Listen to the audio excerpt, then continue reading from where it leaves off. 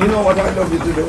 Critique that ram for me. Tell me what you think about it. Like, you know, I know you have strong points and weak points. You want somebody to help you? Go ahead and help us.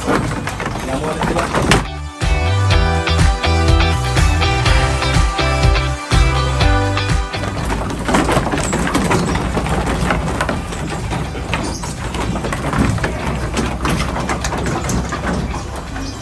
So now we are going to look at a Nubian ram.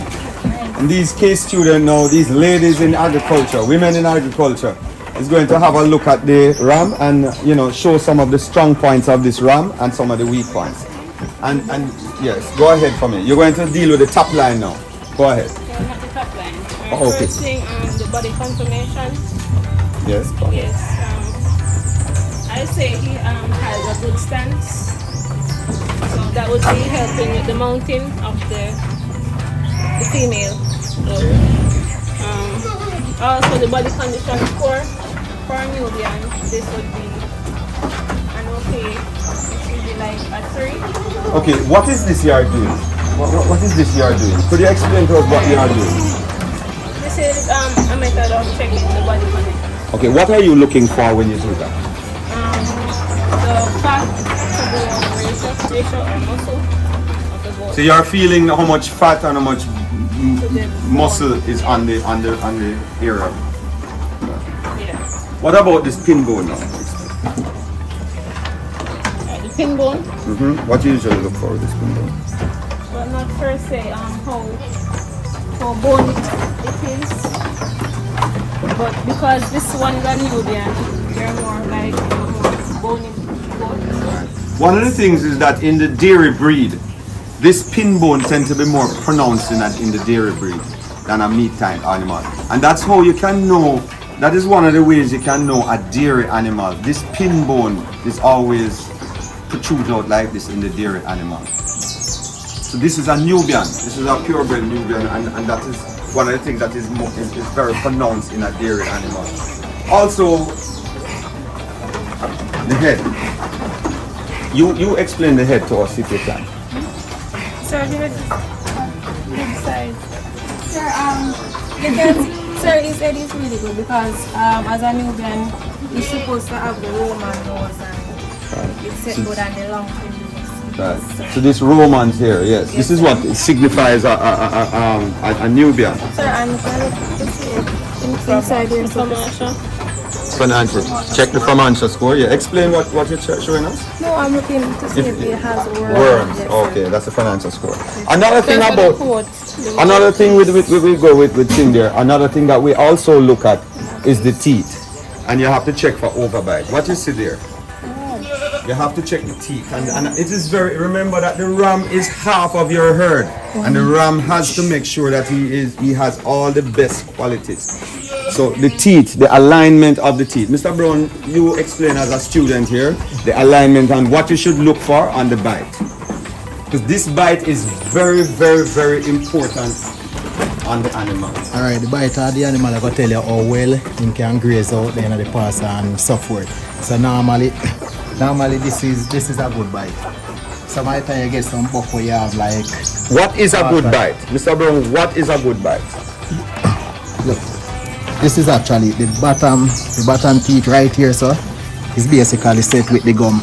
So when them go out in the field, them can graze properly. All right. So what Mr. Brown is saying, now. hold on, Mr. Brown, hold on. What he's saying that this top teeth here must be aligned with this gum here. The reason people, I know a lot of you don't realize it, goat can't really bite, you know. You notice his finger is in his mouth because he has teeth only down here on the bottom.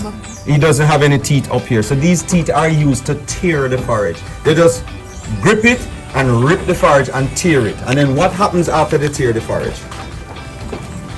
It has,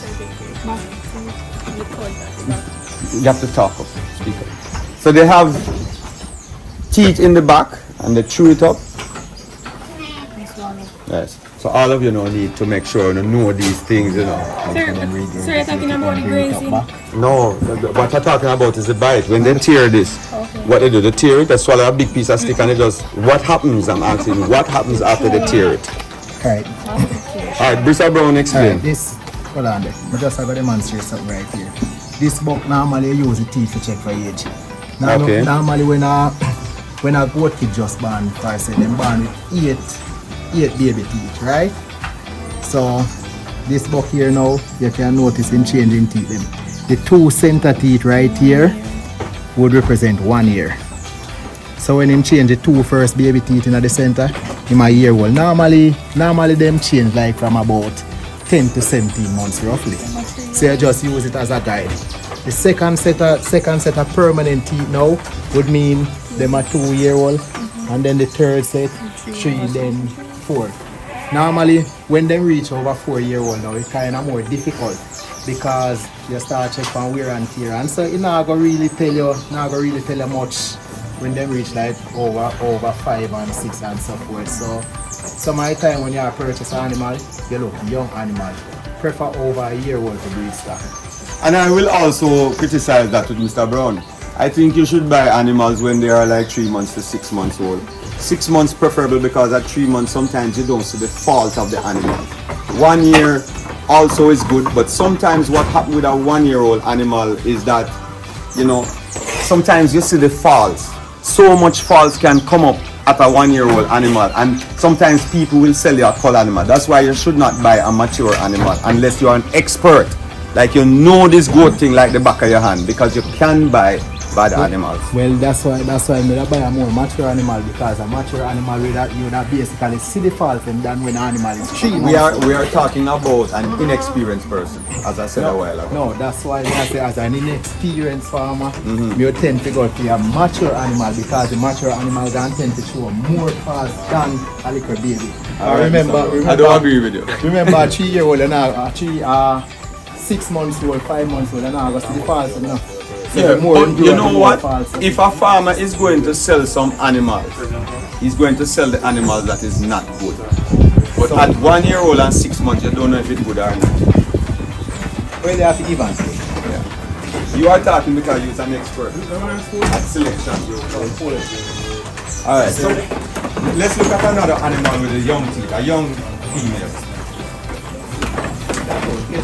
Just a young one, and we look at the teeth again.